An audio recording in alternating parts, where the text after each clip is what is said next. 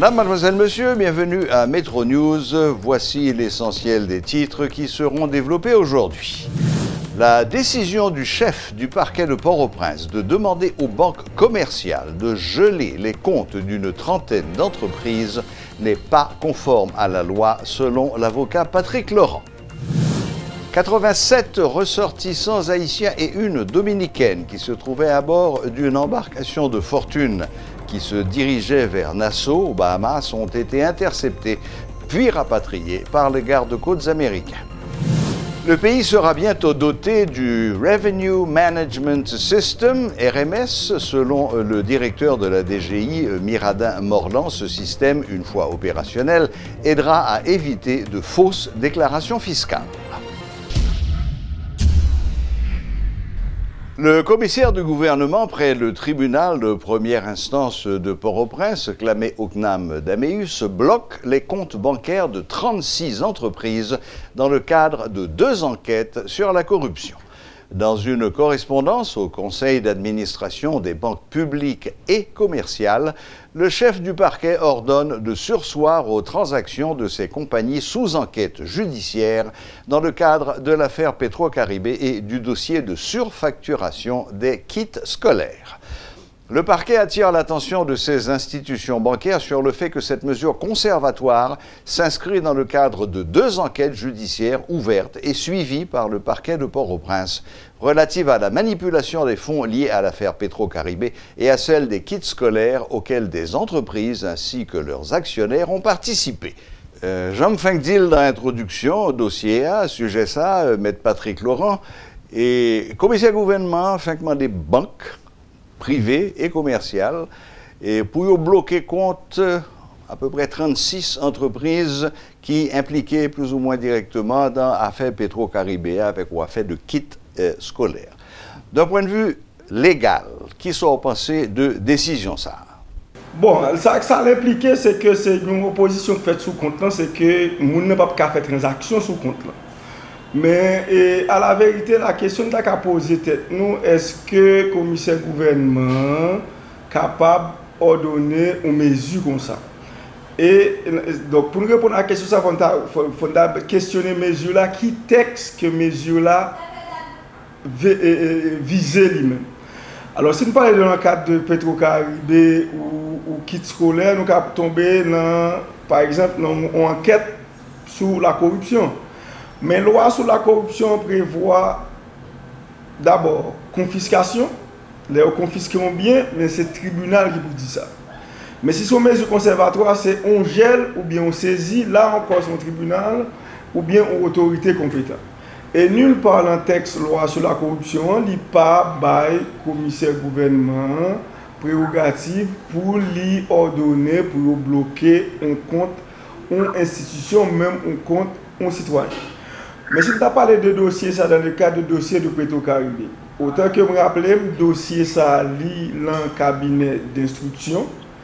À tort ou à raison, quand même dit à tort ou à raison, que le commissaire était d'accord que la juge d'instruction était bien saisie ou bien était mal saisie, une fois qu'on juge d'instruction sur le dossier, lui-même il n'a pas qu'à poser aucun acte sur lui, à moins que l'État faut un réquisitoire supplétif pour demander juge d'instruction pour prendre telle ou telle mesure conservatoire et que le juge d'instruction lui-même n'a qu'à juger s'il est opportun pour prendre telle mesure. Ça.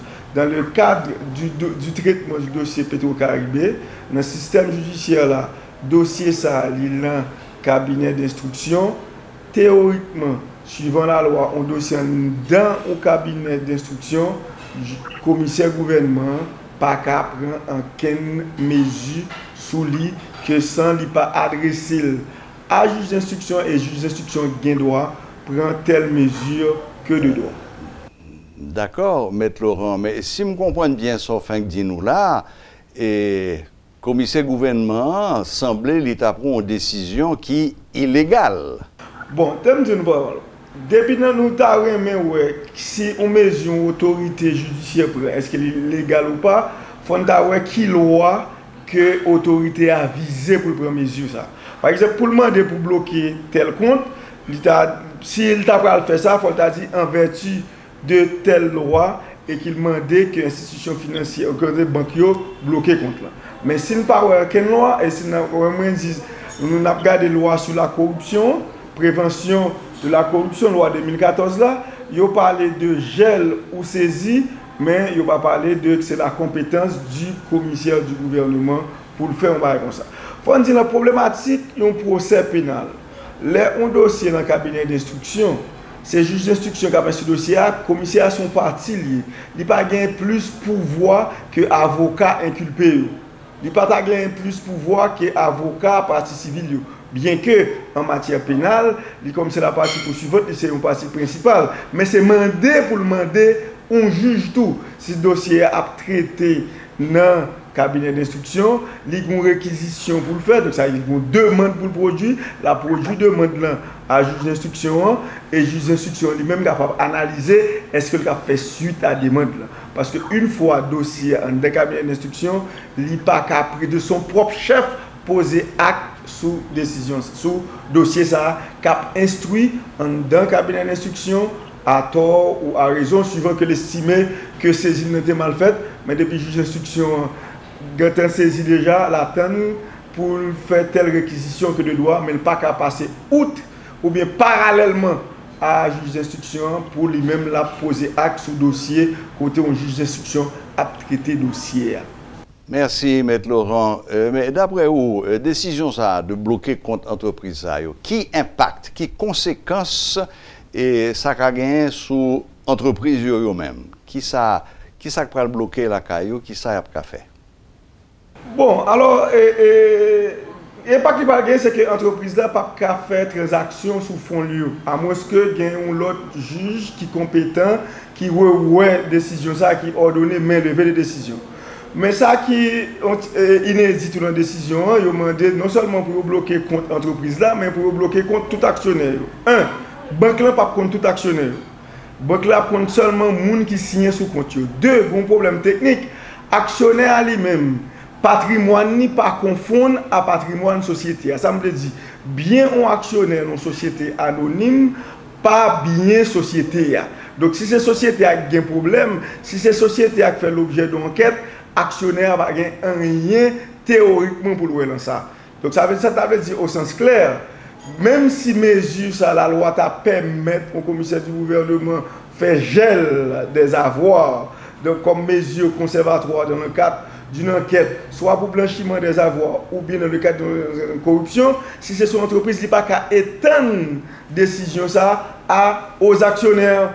Mais il risque tout lui-même pour bloquer contre partout, peut-être s'ils sont actionnaires dans la société. Mais il veut dire, banque n'a pas de moyens pour connaître tout actionnaire ou institution ou société anonyme gagner la qualité. Donc, ce qui veut dire, dans ce sens, ça, nous avons une mesure à éteindre trop loin et l'IPAP qu'à atteindre tout objectif. Si c'est une société non collectif, bon là, c'est une autre question, puisque les ça sont une société de personnes, et bien, les gens qui associent dans la société non collective, ça, patrimoine, certaines fois, c'est confondre avec qu'à répondre pour patrimoine de société, les salles capables. Mais si c'est une société anonyme, un monde qui est une société anonyme, il pas bien parle, avoir parle pas rien pour louer avec avoir société. Ok, Maître Laurent. Bon, Maître Laurent, on imagine que sur 36 entreprises, et après que vous finissez d'étudier le dossier, le parquet a réalisé que pas de aucune raison pour être bloqué contre eux. Qui ça entreprise ça a fait? Est-ce que y a des recours que y a utilisés? Bon, la première chose c'est que si le chef d'entreprise a estimé que la décision que le commissaire a prise est illégale, comme c'est de l'urgence, il a recouru à la juridiction des référés pour demander au juge des référés pour ordonner main levée de gel là. Parce qu'au fait, sur le plan civil, ça dit qu'il y a un saisie arrêt, c'est un créancier qui se fait un saisie arrêt sur compte débiteur, ou bien il y a une opposition de droit civil, c'est un monde qui estime que le compte c'est copropriétaire lié, ils font position de droit civil. En matière pénale, soit qu'à faire, ça l'autorité compétente, c'est la confiscation, mais la confiscation c'est une décision du tribunal. ou bien gel ou saisi, c'est le tribunal ou bien des autorités compétentes, nous sommes capables de dire de juge d'instruction. Si les gens qui frappent par mesure ça estiment que mesure est illégale, ils sont capables de recourir en référé pour faire action en main levée de la saisie parce que saisie est apparemment illégale puisque dans le texte que le commissaire prend, il n'est pas visé en aucun texte de loi qui autorise le prendre des mesures pareilles. Ok, donc si je comprends bien, c'est très difficile pour l'entreprise pour demander réparation de dommages que vous subissez. Bon, si vous estimez que comme vous avez à la rigueur, si vous voulez, tu as fait une action contre l'État, mais c'est le commissaire gouvernement qui a fait action contre lui, il a exercé l'exercice et fonctionne. Donc maintenant, là, ça, c'est contre l'État. Mais ça, comme je dis, une instruction en cours, c'est juste d'instruction qui pour prendre des mesures ça. Et les juges d'instruction pour mesures conservatoires, les lever ou pas qu'à recourir à rien contre lui. Eh bien, merci, Maître Patrick Laurent, encore une fois. Merci de cet éclairage. Merci d'avoir apporté des précisions sur ce dossier qui fait beaucoup de bruit ces derniers temps. Merci et bonne fin de soirée. C'est mon plaisir, merci. Voilà, c'était Maître Patrick Laurent, notre conseiller juridique ici à Métropole, qui faisait le point sur l'aspect légal de la décision du commissaire du gouvernement de bloquer les comptes bancaires de quelques 36 entreprises. L'action posée par Moïse Jean-Charles et ses partisans au site de Versières fait la une, beaucoup de réactions, certains condamnent, d'autres comprennent. Nous avons avec nous ce soir le colonel Himmler Rébu qui va nous donner son opinion sur la question. Bonsoir, colonel Rébu. Bonsoir et merci pour l'invitation. Monsieur, cette question-là, j'ai deux éléments d'analyse. L'acte est essentiellement un acte politique. Sur le plan légal, l'acte est anticonstitutionnel, donc condamnable. Mais on n'analyse pas la question politique à partir strictement du plan légal. Ce que le sénateur Moïse a fait est ce qu'on appelle dans la manifestation politique la recherche de l'exercice de la puissance. Il a posé un acte de sang-froid très clairement illégal, mais il a agi dans un cadre politique. Ce que nous avons constaté, ça a été une forme de neutralisation de la réponse gouvernementale qui serait tombée dans le piège de la provocation politique. Maintenant, sur le plan constitutionnel et légal, il n'est pas discutable que l'acte est illégal. Mais sur le plan politique... Si vous permettez, plusieurs personnes ont utilisé le terme de anticonstitutionnel. Mais quel article de la Constitution a été violé par l'acte de M. Moïse? Non, purement et simplement que la Constitution a déterminé les couleurs du drapeau national. Donc, à partir de ce moment, la proposition d'un drapeau différent de celui décidé par la Constitution est une violation. D'accord. Donc, il s'agit du choix du drapeau plus que du choix du site sur lequel le drapeau a été hissé. Bon, le site, c'est une autre question. Le site rentre dans la dynamique de l'utilisation politique que Moïse Jean-Charles a choisi sciemment de faire. Maintenant, sur le plan historique, Moïse Jean-Charles n'a pas tort. Sur le plan historique, il n'a pas tort. J'ai entendu beaucoup de gens, et même des sommités en histoire, dire que le drapeau bleu et noir et rouge, c'est le drapeau des Duvaliers. Là, nous entrons dans l'émotion politique immédiate. C'est une contre-vérité, car après l'indépendance nationale, la décision qui a été prise par Jean-Jacques Dessalines était de changer justement le drapeau bleu et rouge et de nous donner un drapeau noir et rouge. Noir et rouge, oui. Avec, au fond, liberté ou la mort. Donc il n'y a aucun rapport dans l'acte posé par Jean-Charles Moïse qu'on puisse chercher à faire référence de ce drapeau comme étant un drapeau du Valérien. Ça, c'est rentrer très rapidement dans l'émotion et dans la démagogie politique contre l'histoire. Maintenant, le drapeau national que nous avons actuellement, consacré par la Constitution de 1987, c'est le drapeau des assassins de Dessalines. Là, il faut qu'on soit clair. Car appelez n'importe quel professeur d'histoire, demandez-lui quelles sont les circonstances historiques qui ont mis en place ce drapeau. Vous verrez que c'est le drapeau décidé par Pétion après qu'il ait personnellement assassiné Dessalines.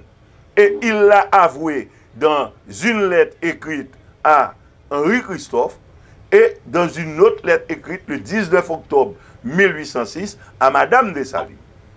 Il a reconnu le crime. Maintenant, il se trouve que l'histoire d'Haïti a été, presque toutes les tranches d'histoire sont généralement écrites par les vainqueurs et prennent la couleur, l'allure de ce que pensent les vainqueurs.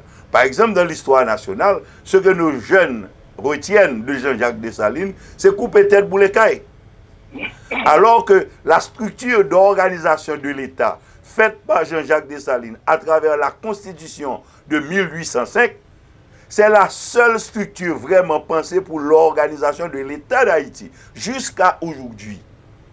Donc, il faut bien justement, c'est l'occasion d'un débat, je vous dis pour moi, sur le plan historique, Moïse Jean-Charles n'a pas tort, mais sur le plan légal et constitutionnel, parce que c'est cette constitution que nous avons, l'acte qu'il a posé est un acte illégal. D'accord, je vous suis, je suis parfaitement votre raisonnement et je suis en grande partie d'accord, même si, bon, c'est vrai aussi que François Duvalier a changé le drapeau national pour le noir et rouge et qu'il a remplacé les armes du pays par la pintade. Bon, c'est aussi une réalité. Non, non, il n'y a pas eu sous François Duvalier la pintade comme emblème sur le drapeau national. Non, c'est exactement le même ce que nous avons comme emblème aujourd'hui, sauf qu'il avait fait enlever le bonnet phrygien qui surplombait le palmis de la liberté. La flèche, oui. Donc, maintenant, dans les mouvements politiques des VSN, dont le symbole c'était la pintade, dans les manifestations politiques, par exemple, comme dans la manifestation qui a été faite par Moïse Jean-Charles, on aurait pu retrouver le symbole d'un parti politique, d'une tendance politique sur les drapeaux, comme marquant le positionnement partisan.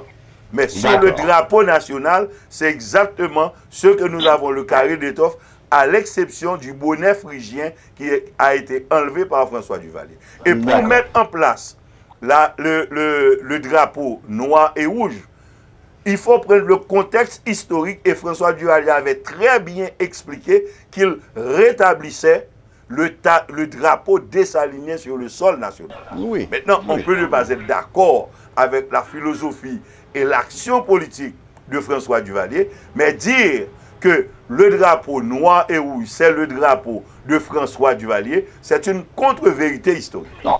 C'est un drapeau qui a été récupéré par François Duvalier, oui, bien sûr. Et comme vous dites, il était parfaitement clair là-dessus. Maintenant, revenons sur le cas quand même de M. Moïse Jean-Charles. Le monument de Vertières est un monument hautement historique, probablement peut-être le monument le plus historique, ou qui en tous les cas fait référence à un moment de l'histoire d'Haïti qui a été tout à fait déterminant. Bien sûr, ça se trouve dans les environs du Cap. Monsieur Jean-Charles est un homme du Cap, c'est là qu'il opère. Mais est-ce que dans le cas, outre le côté constitutionnel, est-ce que le monument lui-même, est-ce que dans ce cas-là, on peut parler de profanation? Non, il n'y a pas de profanation. Et il faut que nous soyons justes dans nos émotions face à quelque chose qui nous plaît ou qui nous déplaît. Il n'y a pas eu profanation. La profanation serait un acte socialement révoltant, par exemple, badigeonner et le monument d'excrément, par exemple. fouler au sol le drapeau national ou bien brûler le drapeau aurait été un acte de profanation. Au contraire, il a exprimé une position politique sur la question du drapeau national. Maintenant, quand on analyse l'acte sur le plan politique, c'est justement un acte politique. Et dans la gestion, dans le fonctionnement de la politique, c'est le jeu des forces qui se fait.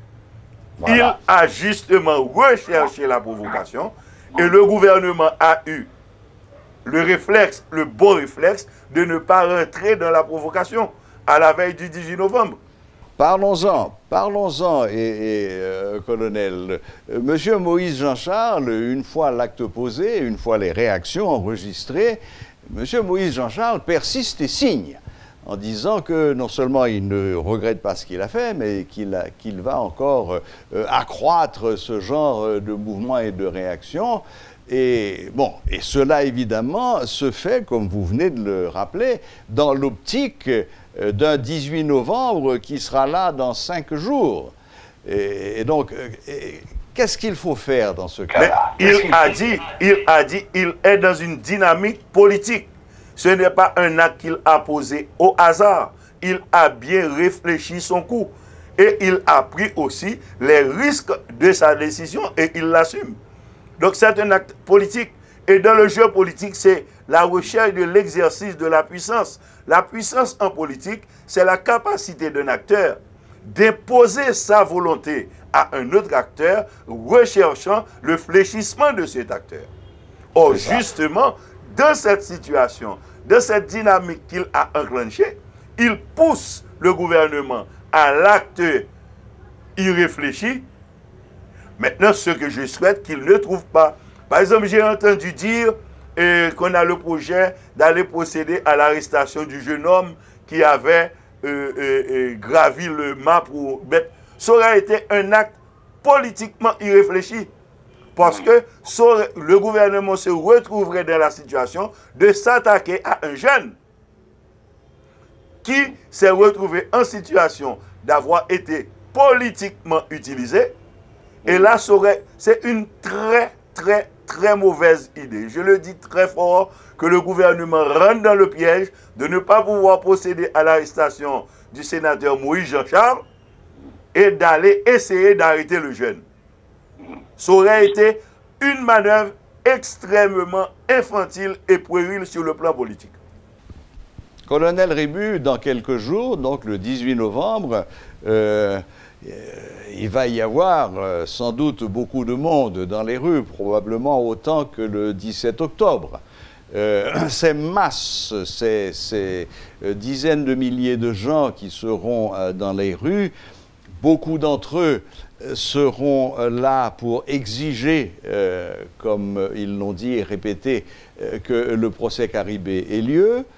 Et au milieu de cette grande foule, il y a quelques individus, dont Moïse Jean-Charles, qui, eux, ont un agenda complètement différent et qui est, comme vous l'avez signalé plusieurs fois, est purement politique. Leur agenda, c'est le renversement du gouvernement. Alors, comment concilier, à l'intérieur de manifestations qui risquent d'être colossales, le but recherché par ce que je pense quand même être l'immense majorité des gens, qui est d'exiger que le procès Petro-Caribé ait lieu et que les responsables soient arrêtés, jugés, punis, et ceux qui, eux, cherchent, certaines déclarations qu'ils ont faites peuvent le laisser penser, créer le chaos dans le pays. Qu'est-ce qu'il convient de faire dans ces cas-là? En fonction de ce que j'ai comme citoyen et comme officier de l'armée en matière de responsabilité politique, il y a certains aspects de votre question auxquels je ne vais pas me référer pour des questions liées à la sécurité nationale.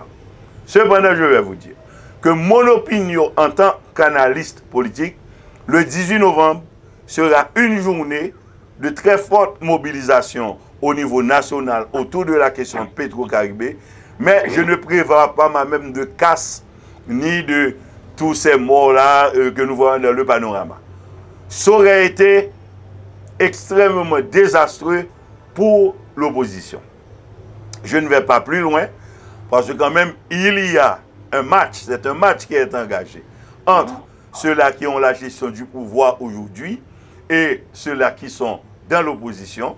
Les objectifs des deux acteurs sont déclarés et le gouvernement était sur une position antérieurement sur la question des fonds Petro-Caribé. Nous avons constaté que le gouvernement a fait un autre positionnement politique. L'opposition a sa stratégie et dit que son objectif c'est le renversement du président Jovenel Moïse. Personnellement, je n'y crois pas. Cela peut arriver si justement le gouvernement rentre dans le jeu de l'opposition à travers sa stratégie de provocation. Oui, ça peut arriver. Mais question, pour aller faire quoi le lendemain matin? L'opposition jusqu'à présent n'a pas une idée bien claire sur le mécanisme à mettre en place pour remplacer le président Jovenel Moïse si jamais il devrait abandonner le pouvoir. Mais pire, l'opposition a des branches différentes. La position du sénateur Moïse Jean-Charles n'est pas forcément la position du MOPOD, par exemple. Donc je crois que l'opposition... Oui, l'opposition n'est pas encore prête pour la gestion des conséquences liées à un potentiel chute du pouvoir du président Jovenel Moïse. Moi, je n'y crois pas.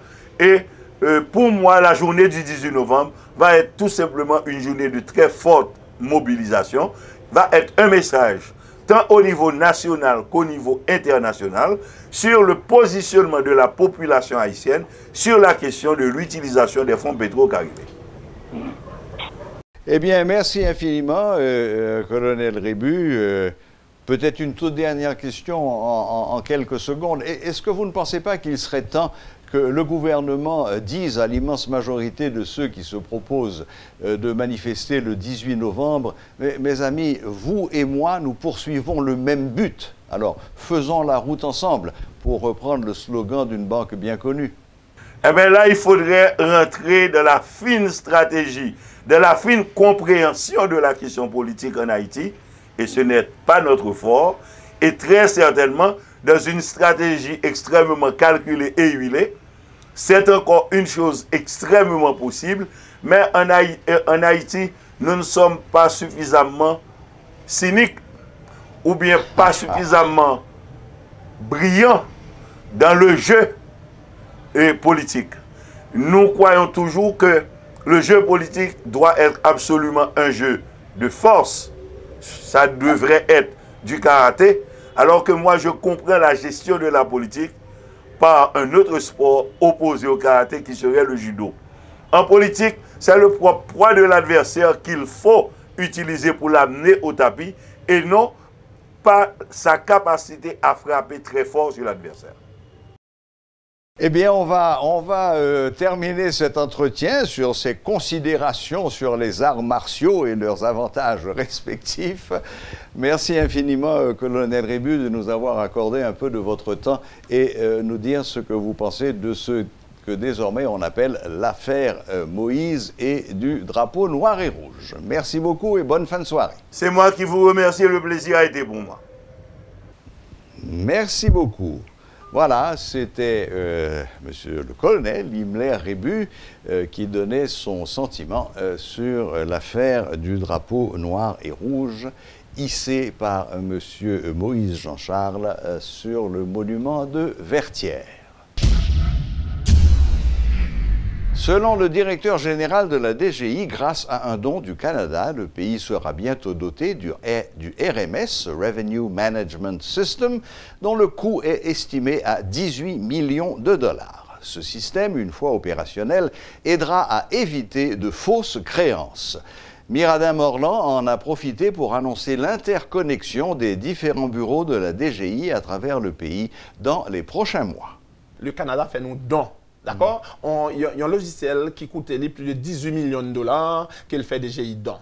Et que nous avons implémenté aujourd'hui à DGI. Revenue Management System, RMS. Donc, on y a là, et très bientôt, ça va permettre nous beaucoup plus performance. Ça va permettre nous d'arriver à interconnecter la DGI à travers la République. Ça va permettre nous d'arriver à informatiser. Je parle de DGI 2.0 d'ici 2020. 2020, c'est demain. Et bien, nous, avec ce système, ça, nous pourrons beaucoup plus efficace. Et c'est ça qui fait que je profite de l'occasion pour me parler avec les contribuables au côté que vous avez fait mise à jour dans le système. Il ne faut pas trop presser. Là, ça, là, n'a avantage pas eux, n'a avantage pas nous tout. Là, on fait mise à jour dans le système pour nous passer de système tax solution on gagne aujourd'hui à système RMS ça, côté que nous pas bien des fausses créances encore, côté que nous pas bien créances douteuses encore, le parle de créances et qu'on parle effectivement dans le système dans son créance certaine que nous parlons parler et que je dis automatiquement et système ça fin en place, nous allons arriver informatiser tout Ali agence locale des impôts nous gagnons à travers les communes, à travers 146 communes du pays. Et je dire que l'on parle de Ali ou agence locale des impôts, c'est la plus petite entité administrative qui puisse exister à la DGI. C'est-à-dire, nous allons arriver à informatiser. Ça va permettre nous tout beaucoup plus efficace dans ça que les déclarations en ligne, paiement en ligne. Côté qu'on va avoir possibilité pour faire déclaration définitive pour payer sous téléphone. Ou faire des transactions sur téléphone, ou besoin d'acheter un droit de passeport pour sur téléphone, ou fait. Ou avoir un accès pour faire tout le bagage. À partir de 2020. À partir de 2020. Eh bien, je dis, nous arrivons et nous avons un programme là, côté que pour nous prenons 25 Ali déjà là, pour nous informatiser avec un programme et Banque mondiale à financer pour nous. Et que nous avons identifié dans le nord et dans le département du centre et que avec ça automatiquement RMS a fin établi. Actuellement c'est l'INAP implémenté au Cap Haïtien. En septembre dernier nous fait lancement au Cap Haïtien, le département du Nord comme projet pilote pour la province et que nous allons installer aussi, nous allons implémenter aussi au niveau de la direction des grands contribuables. Très bientôt au début de l'année prochaine 2019, nous allons inviter tous les contribuables et également le secteur professionnel et à la DGC côté que nous fait lancement ça et que pour nous faire une présentation il y a un côté que tout le monde capable et a possibilité pour poser des questions, d'accord, pour comprendre, pour connaître qui ça DGI a fait aujourd'hui en termes de modernisation, en termes de la réforme fiscale. La 7e édition de la Semaine de l'audit se déroulera du 12 au 16 décembre autour du thème « La corruption, le blanchiment des avoirs et le financement du terrorisme, en quoi les auditeurs sont-ils concernés ?» Lors de l'ouverture de cette semaine, le gouverneur de la Banque centrale, Jean Baden-Dubois, a réitéré la volonté de la BRH de continuer à jouer sa participation, à coopérer avec toutes les juridictions compétentes afin de s'assurer qu'Haïti ne soit pas un maillon faible du système financier régional ou international. En ce qui a trait à la bonne gouvernance, la transparence et la prévention de la corruption, nous pouvons dire sans prétention que la BRH et les institutions financières supervisées peuvent servir de modèle pour le secteur public comme pour le reste du secteur privé haïtien. Et ceci particulièrement dans la conjoncture actuelle. Par leur exemple, ces intermédiaires financiers prouvent qu'il est possible d'être profitable, même très profitable, tout en respectant la loi et en observant la bonne gouvernance en Haïti. Quant au financement du terrorisme, ne nous méprenons pas. Il s'agit d'un fléau auquel sont exposés tous les pays. Qu'ils en soient directement victimes ou non, les États ont le devoir moral de jouer leur partition afin que leur territoire et système financier ne soient utilisés à cette fin. La BRH, de son côté, continuera à faire tout ce qui est dans son pouvoir pour jouer pleinement son rôle et coopérer avec toutes les juridictions lorsqu'on fera appel à elles et s'assurer qu'Haïti ne soit pas un maillon faible du système financier international. Il y a lieu de souligner fortement que la résistance à ces fléaux ne peut être menée uniquement par le secteur financier. Un système judiciaire indépendant, efficace et efficient doté de ressources humaines, techniques, financières et matérielles, est une condition nécessaire au succès de ce combat contre les crimes financiers. Pour cela, la BRH se tient prête à faire tout ce qu'elle peut dans les limites de ses attributions légales à travers le CNLBA et toute autre initiative ou disposition prise par les autorités et nos partenaires internationaux. Il revient alors à nous de nous armer de courage et de détermination afin de continuer cette lutte. Sur ce, mesdames, messieurs, je vous souhaite une bonne semaine de l'audit.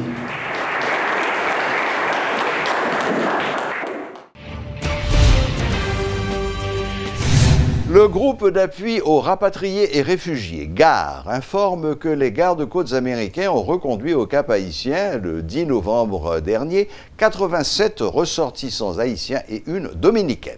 Ces voyageurs clandestins se trouvaient à bord d'une embarcation de fortune qui se dirigeait vers Nassau, aux Bahamas. Les sans-papiers ont été appréhendés près des eaux territoriales cubaines le 7 novembre, au moment où le navire qui les transportait se trouvait en difficulté. Selon le GAR, les migrants sont originaires pour la plupart de diverses villes des départements du Nord-Ouest et du Nord, Port-de-Paix, Môle-Saint-Nicolas, l'île de la Tortue ou Saint-Louis-du-Nord. Les migrants ont révélé avoir versé entre 2 500 et 25 000 gourdes pour le voyage à bord de cette embarcation fabriquée à l'île de la Tortue. Les migrants interceptés ont déclaré avoir passé 3 jours sans rien prendre à bord du bateau des gardes-côtes américains avant d'être reconduits au Cap haïtien, rapporte le GAR. Les responsables de cette organisation se disent préoccupés par les conditions dans lesquelles de nombreux Haïtiens continuent de mettre leur vie en péril en haute mer à la recherche d'une vie meilleure. Appelant au renforcement de l'Office national de la migration, le GAR exhorte les autorités haïtiennes à mettre en place une politique de création d'emplois tout en envisageant de vrais programmes sociaux pour encourager les couches les plus vulnérables du pays à rester chez elles. Voilà, la boucle est bouclée. Merci de votre fidélité et à la prochaine, même heure, même chaîne.